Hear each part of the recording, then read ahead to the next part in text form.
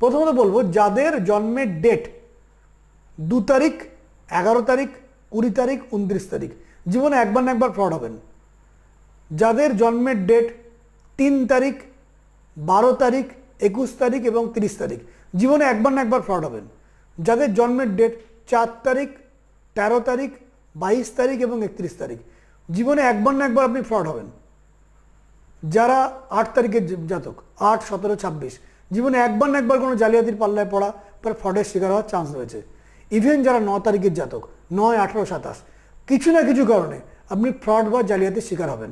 এবার দশা অন্তর্দশা গ্রহদের অবস্থান নির্ণয় করবে আপনি যে জালিয়াতির শিকার হলেন সেটা কত বড় নাকি ছোটোখাটো সামান্য, সামান্য কিছু টাকার উপর, সামান্য কিছু অবস্থা, সামান্য কিছু না বিরাট আকার লক্ষ লক্ষ লক্ষ টাকা, বড় বড় সমস্যা, জমি নিয়ে সমস্যা চলে এলো, বা বড় ইনভেস্টমেন্ট নিয়ে ফ্রড হয়ে গেলেন, কোনো মর্টগেজ করতে গিয়ে ফ্রড হয়ে গেলেন, লোন নিতে গিয়ে ফ্রড হয়ে গেলেন, বা কোনো কারণে অনলাইনে বিরাট বড় ফ্রড হয়ে গেলেন, লাখ লাখ টাকা বেরিয়ে গেল।